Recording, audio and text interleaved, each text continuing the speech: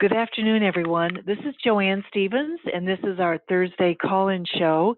We have two very special guests today, Tammy Fonk of Home First Certified Communities and George Allen of the ubiquitous George Allen Annual Roundtable and the Allen Letter. George, are you with us? If just push *6 to be unmuted.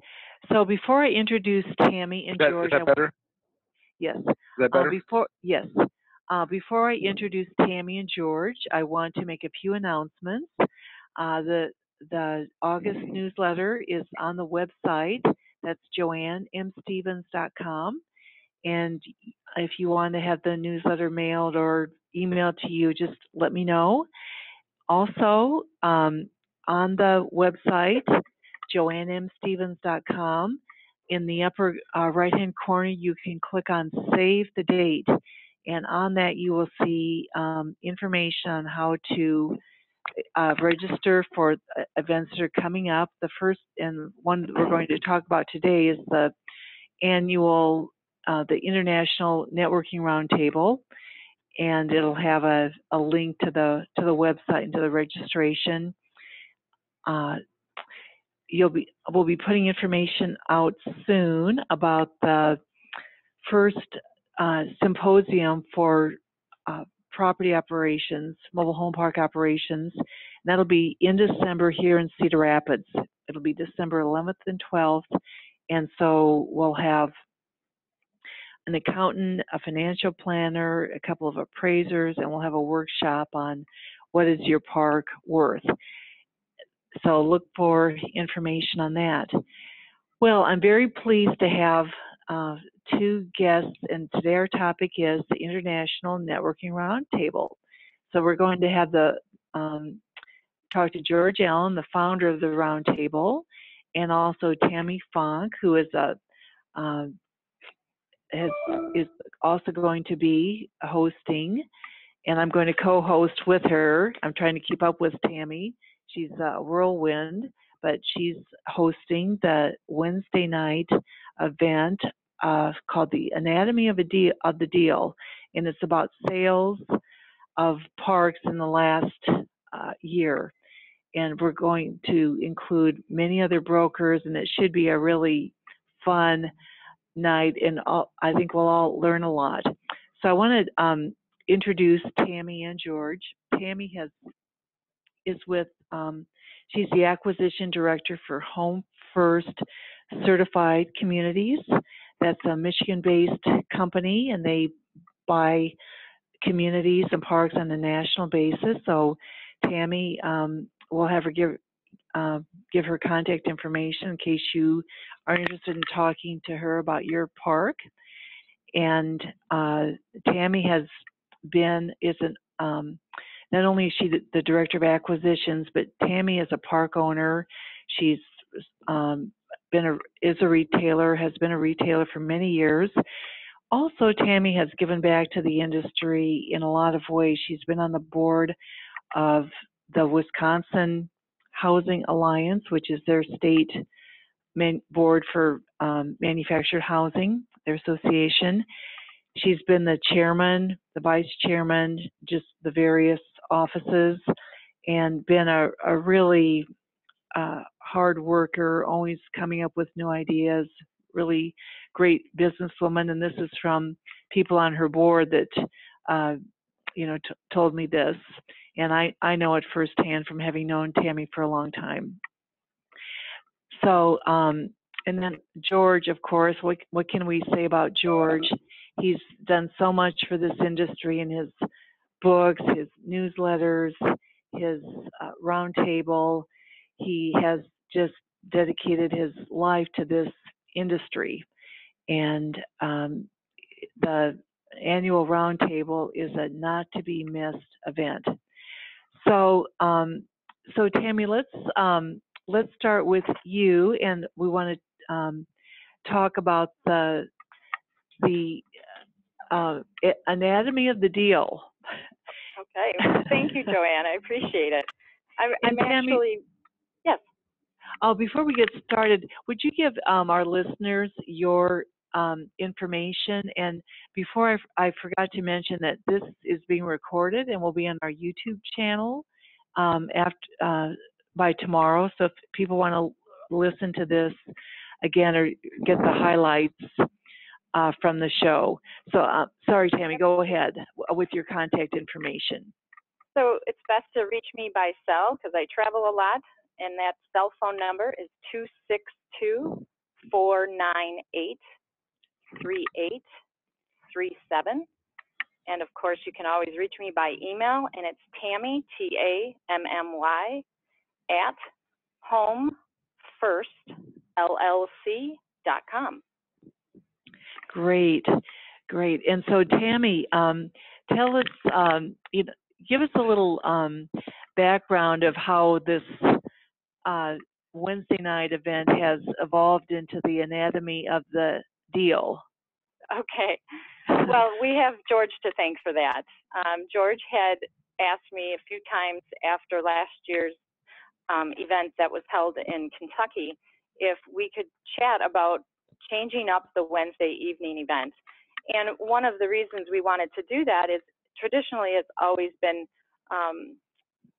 kind of programmed by one particular broker group. But as we know, there are many brokers across the nation, and it's hard to really get a feel for the market from region to region. And so we really wanted to give the attendees an opportunity to see just what kind of deals are happening across the nation from east to west coast, from the Sun Belt to Canada. And it is an international roundtable, so it's really important to understand that we've got investors and brokers from all over that attend this amazing event that has been going on for 26 years.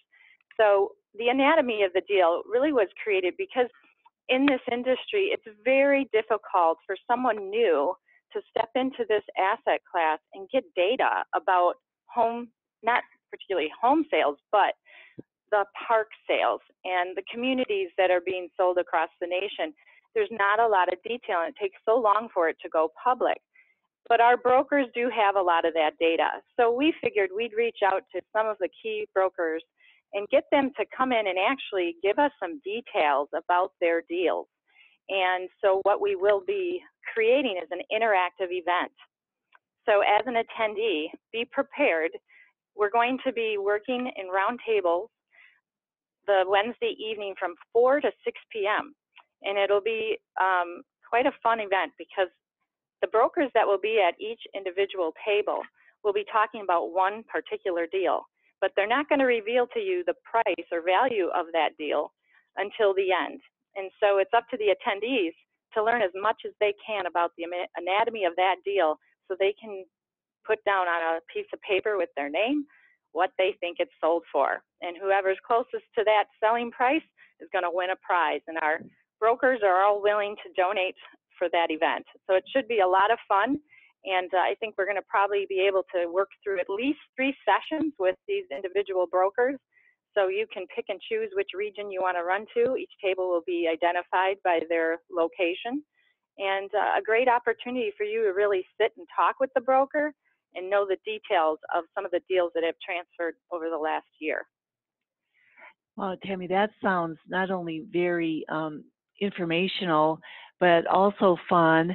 And you're right. People, usually when one attends an event such as the broker event, it's just kind of a static list of certain facts about the property, but we don't really drill down to it very much, mostly as a matter of time. And it is kind of by the end of it, it's all very interesting, but it's sort of a blur by the end, where it sounds like the attendees, whether they're brokers or park owners or a lender, whatever the case may be, they're actually going to be participating in at their tables.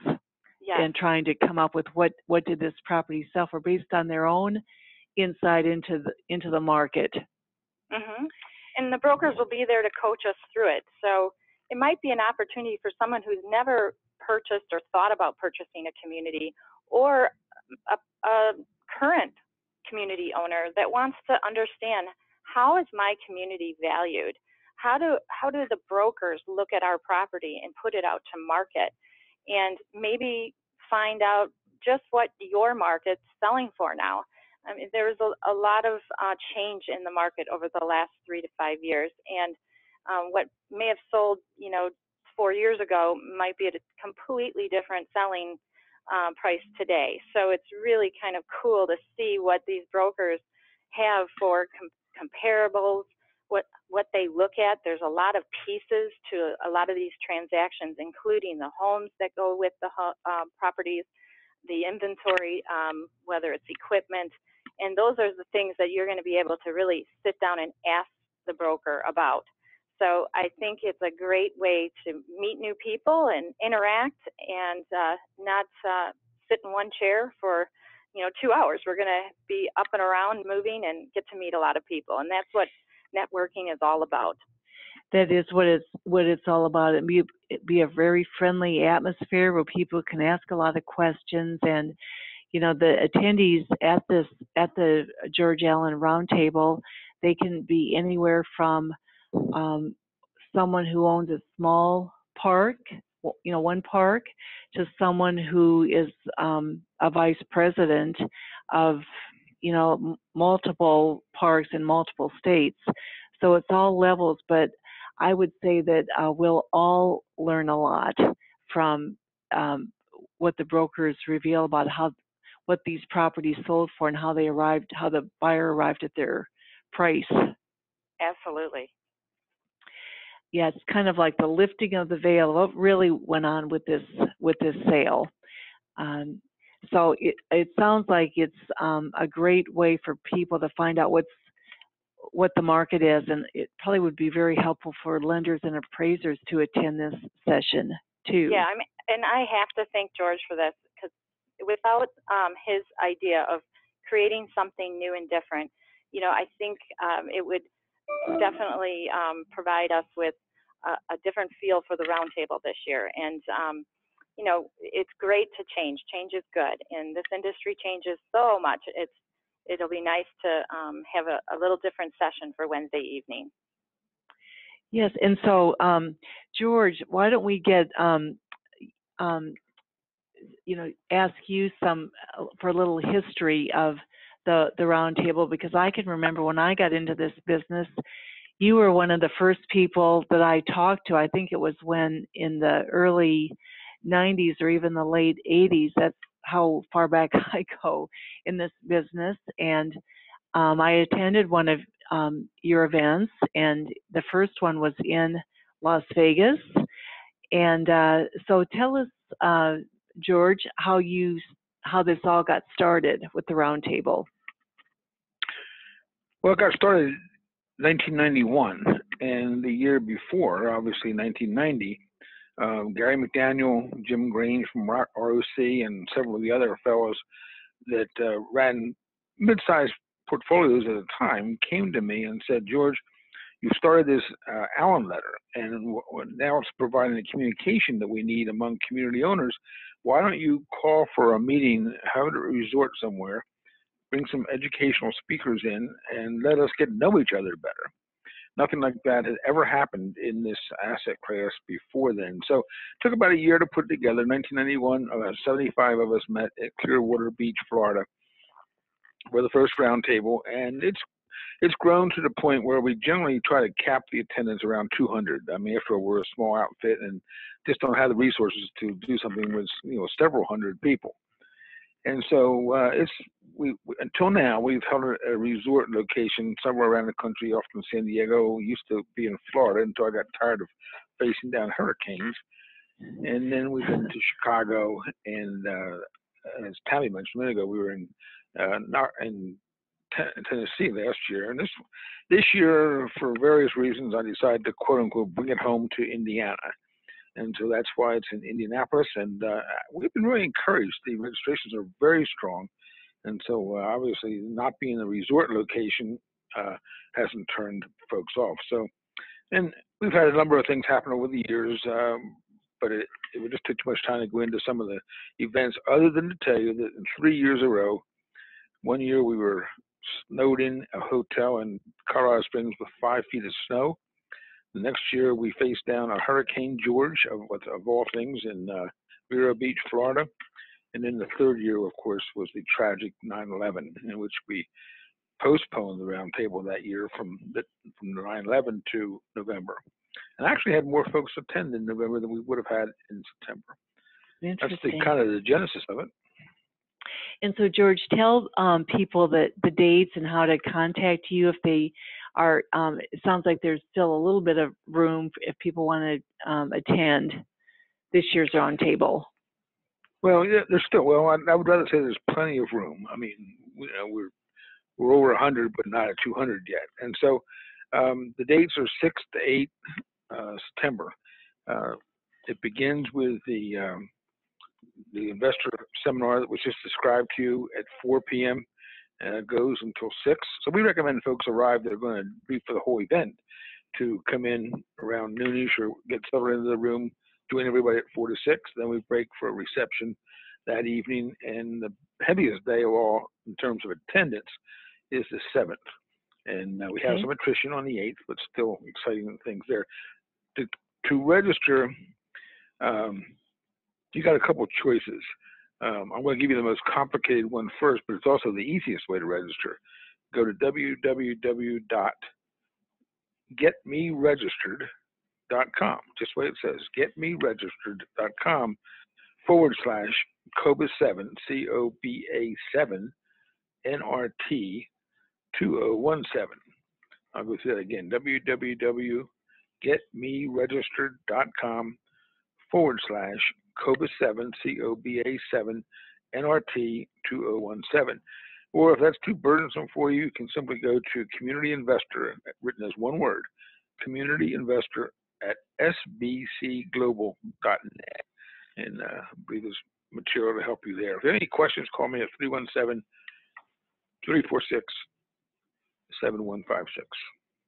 Great. And as I mentioned in the beginning, you can also go to my website, Joanne M. Stevens, and click on Save the Date, and you'll see the roundtable pop up with a link to register also.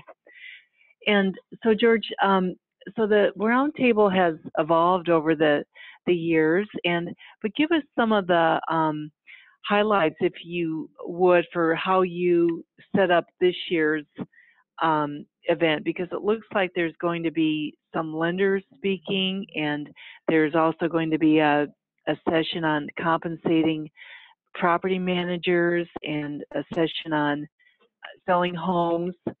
So what was your thinking behind the topics and the speakers for this year?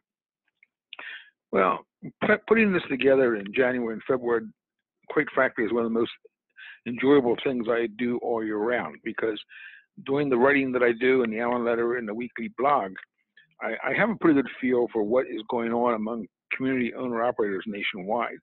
And so I make a list of those topics that I hear people talking about the most, and I also have a list of folks that I've heard speak, not always, some heard them, and I start putting those together. My goal is to come up with 20 educational sessions, whether they be standalone 45-minute presentations or panel discussions. And that's pretty much the way it all comes together. 20 educational sessions, and then 9 networking opportunities, which are basically breakfasts, lunches, breaks, and 2 receptions. So 9 events for social networking. And I think, just as Tammy pointed out, one of the most important parts of the roundtable that begins at the very beginning, technically outside the window, which is 4 to 6 p.m. on the 6th, is deal making. No other venue that I am aware of in this industry or this asset class purposely sets aside time to help people learn how to make deals and connect with people. And without naming names, I'll tell you that several of the largest firms in this business today own literally hundreds of manufacturer-owned communities, got their start by coming to the roundtable at the deal-making session and meeting their peers and finding who was selling and so forth, and going from there. Well, that's I'm not a bit surprised to hear you say that. That is quite a statement.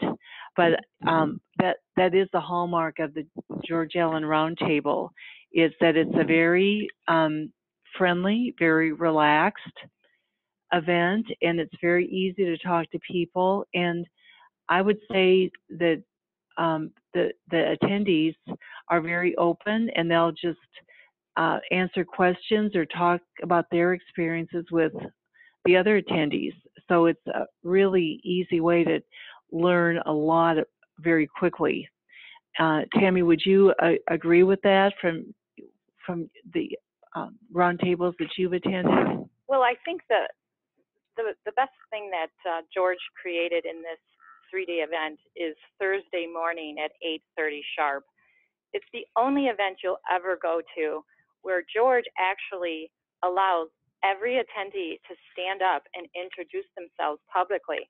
So it's the biggest icebreaker, knowing that everybody gets that chance to give their little pitch, and when you leave that room, you literally know who everybody is, what they do, where they're from, and why they're there. So it's a really easy way for you to break down walls and walk up to somebody and start a conversation. And that's what networking is all about, is having that warm introduction. And George does that for you first thing Thursday morning. So you have to be there for Thursday morning. That's a really good point, Tammy. And I think with technology, it seems like events, there's less and less of that personal touch. The assumption is, well, we'll just Google the person, but you're right. That was very well said. That's a huge icebreaker. And then, of course, all of the lunches, dinners, cocktail parties. I don't know if you're going to do the smoker this year, George, but anyway, just plenty of time to meet a lot of people and talk and make those connections that, I think it was you, Tammy, I heard you say one time, well, going to one of George's events is like going to a family reunion. Absolutely. And it does become that way, where people do become your lifelong friends. So George, and I know you have a keynote speaker. Is that going to be under wraps until the event? Well, the name of the speaker identity is someone who is well known among community owners, but for reasons I will disclose at the roundtable, I'm not letting his name out ahead of time, other than to say that during the last year, he has had intimate conversations one-on-one with the senior executives of the FHFA, Federal Housing Finance Agency, which is the overseer of the two GSEs, Fannie Mae and Freddie Mac, as they work their way through the DTS, duty to serve proposals that are required by Congress.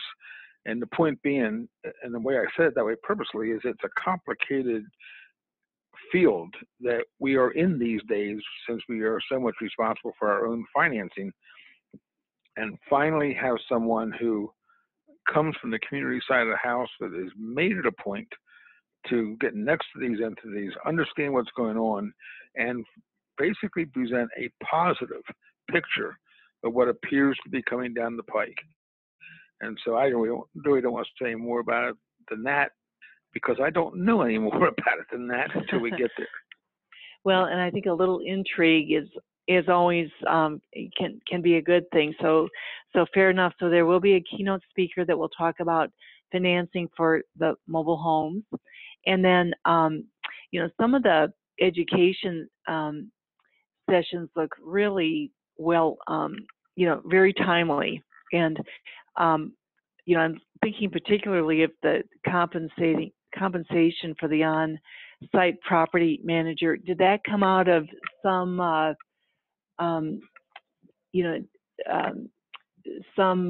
It came out of frustration.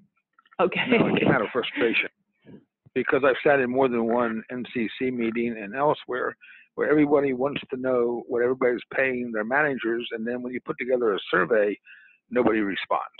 Mm-hmm. And so what we've done is a few of us have worked together and come up with some classic formulas on figuring how much to budget for the management of a manufactured home community, frankly, using operating expense ratios, and put this together in a working outline that'll be PowerPoint. And it's more an idea of laying out some basics and then opening the hour to conversation and discussion among those in the room, saying, well, how, if you don't agree with this, or if you do, fine. If you don't, how do you do it? And the hope is that when you leave there and at the end of the hour, you will find what is going on in general in that topic area and have far more information than you had when you walked in.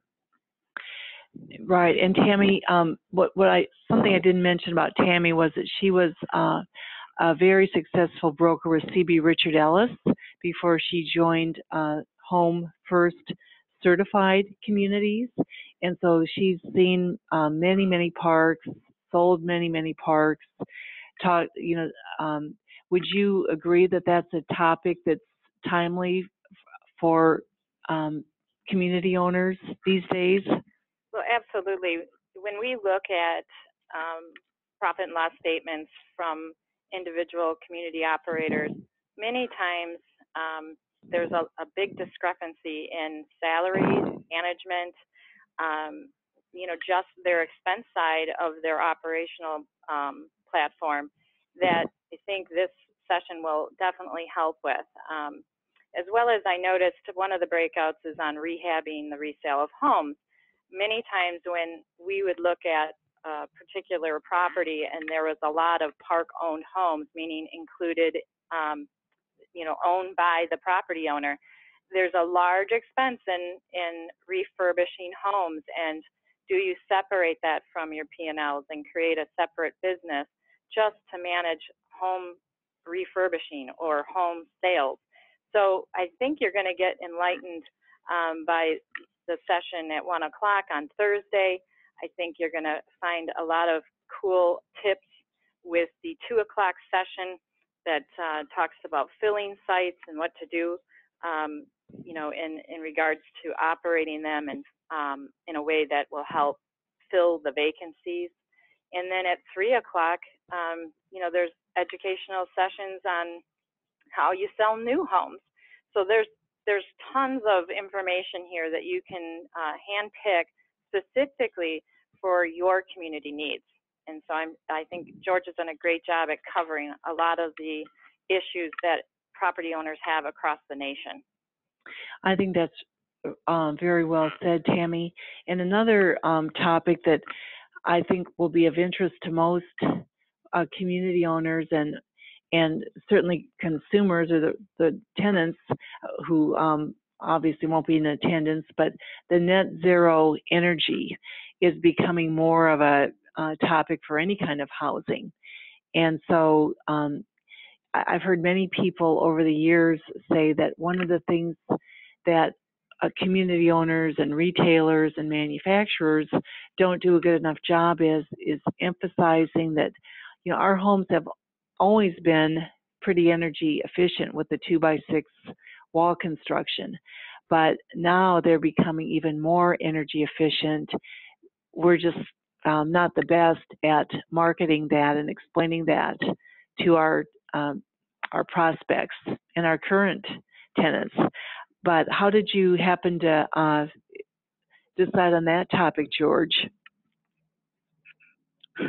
Well, I don't know how many listeners are aware that in the state of California, there is actually a law on the books that requires by year 2020, every new single-family residential home, whether it's stick-built or manufactured housing, has to be 100% net energy usage, which means it uses no electric energy or no gas, off the power grid and so forth, and uses very little water.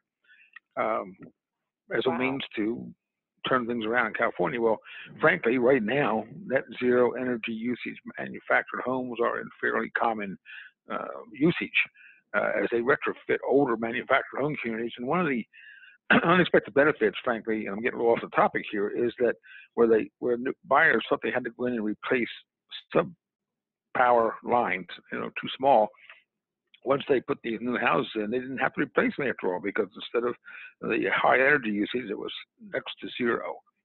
But anyway, I'm close to the folks who are leading that charge in California, and I've asked them to make a presentation accordingly. Joanne, do you mind if I jump into another aspect of this a little bit? Of course, yeah, please. Okay. Well, one of the other keynote is something I have never done in 26 years, and if a more stimulating subject comes along between now and September, I will probably stick it in there. But if not, I'm actually going to deliver for the first time publicly, nationally, the official state of the manufactured housing industry and land lease communities. That's kind of a broad topic, and maybe you might think kind of generic. But frankly, if you've never heard it before, it's just chock full with literally all of the known benchmark statistics for both sides of the fence, manufactured housing and communities. And at least my plan is to present that for the first time nationally, unless a more stimulating topic comes along.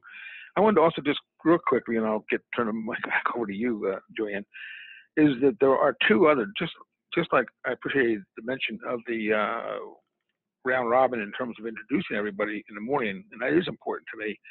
Another feature that the Roundtable is known for is the directory that you receive when you arrive.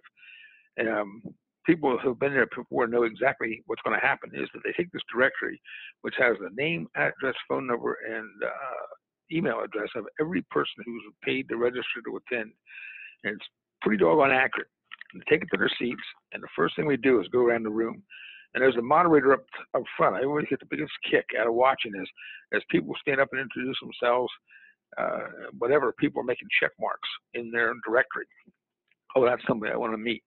The other thing in the directory is that we highlight all of the vendors and sponsors of the event, so that when you take this directory home with you, it's not just the directory of your peers, there's a directory of the folks that you might want to prefer to do business with because they support communities in this fashion. And finally, the third thing is, and I'm proud of this, though, it's no big deal. This is the only national event I'm aware of in the industry where everyone is given a special gift when they arrive. Now, I budget about $20 a person for the gift that we select. And this year we're actually doing two. One, I'm not going to tell you what it is because that's always meant to be a surprise. But the other one, frankly, is a book. And it's titled right now Swan Song. I may change that title, but Swan Song is subtitled George Allen's History of Manufactured Home Communities, 1970 to 2017, and a first official history of manufactured housing shipments from 1955 to 2016. And it's about a 200-page book, and it contains everything about our industry, not our industry, the asset class, that I can possibly put in there from an historical perspective. In fact, over 100 individuals are named in the book, many of whom will be at the Roundtable. And so with that in mind, as an author, this is my 15th book. One of the experimental things I'm doing with the book is I've actually put an autograph page in the back of the book. And I'm going to encourage everyone while they're there and they meet folks who are listed in the book to have them autograph their book, maybe even put a bon mot, which is a cute little phrase or something, with the signatures, so that when they walk away from there, they're not only walking away with a comprehensive history of the industry in which they work, but also a collection of signatures of those folks that are both pioneers and leaders and notables in the asset class. I'm done. Well, no, that sounds phenomenal, George. I've seen things in your newsletters about the Swan Song, but that just sounds like, wow, how long did that take you to write that book? I've been working on it since the first of the year. Wow, I knew you'd written some books. I thought I had all of your books. I don't have 15 books, so I'll have to see what... not all of them are manufactured housing. Oh, okay. Well, George, so that book will be available at the Roundtable for attendees to purchase? No. Everyone will be given a book. Okay. The printing bonding costs have been underwritten by someone who wants his or her peers to have a copy to take with them. And to be honest with you, it's a limited print run. I don't really even plan to promote it outside of the Roundtable. In other words, if you want a copy of this history of our asset class, 200-page history, you've got to be there to get it. I might also say some of the unique things in there is that I've had Mary Anderson, who's the secretary to Chuck Finero, actually write the history of Saddlebrook. And in other words, I think there's 5 short stories in one ending each chapter of that quality. In other words, there's lots of stories that you've never heard before, but I've gotten folks to write about it, and I've included those in the book. Well, that sounds great, George. And I know we're getting towards the end of our call-in show today. And so I know that people have, you know, many attendees come year in and year out. There's always new people, as Tammy said, but there's always people that have, you know, attended for many years. So what are some of the things people have told you about the benefits of attending the Roundtable? Oh my! I mean, they run the complete gamut. As you would expect me to say, probably it's the most educational event they go to, because the topics we cover are those topics that are current today. For instance, one topic that's not on the program, but as I checked down around 2 months ago, I realized that more and more outfits are renting new homes in their properties. Right. And Cavco provides RE Real Estate Revive to finance rentals only. And so there will be a speaker talking about how to do rentals the right way in communities. And so, okay, that's education, and the networking, of course, is unparalleled anywhere else. I mean, you pay your registration, you don't pay another hour. I mean, that's all covered. And of course, I still think the deal-making part is an extremely important part of the 2 days together. Well, let's not forget that Joanne is actually presenting at 1:30 on Friday, which this is a topic that Joanne and I have talked about for several years, how to prepare your community to sell. There's a lot of mom and pop operators across the U.S. that would love to get an idea of what their property is valued at. But to get to a value, you have to understand that your bookkeeping has to be done a certain way. You have to maintain your community a certain way to have that curb appeal to entice an investor or a capital group to come in and want to purchase you. So I think we can't eliminate the fact that Joanne Stevens will be presenting as well. So Joanne, if you want to talk more about your topic, that would be great. Thanks, Tammy. Yeah, I was, preparing a property to sell, and as you mentioned, it can take a while, and you have to really think about how you do things. But here's the thing. When you're preparing your property to sell, that is really how you should be operating your property on a day-to-day basis, even though you don't plan to sell for a very long time, or there's a lot of owners that Tammy and I run into that they say they're never going to sell, and maybe they aren't, or they're going to pass it on to the family, and that's all fine. But when you are preparing to sell, I talked to people when Tammy was being a broker, was a successful broker. We give recommendations to people to make their bottom line better, or to strengthen their operations, or to manage better, so it is easier on the sale for both the owner and the new owner, the buyer.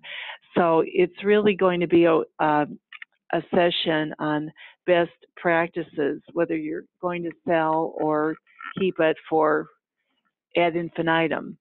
So I want to thank George and Tammy for telling us about the Roundtable and the events. It sounds like a very worthwhile, very fun, very educational event. And you can go to my website, Joanne M. Stevens, and click on Save the Date and find out about how to get registered. So again, the highlights from today's show and the recording will be on the YouTube channel by tomorrow afternoon. Thanks, everybody. Thank you, Joanne. See you next week. Thanks, Tammy. Thanks, George. So Take long. care, everybody. Bye-bye. Okay, bye.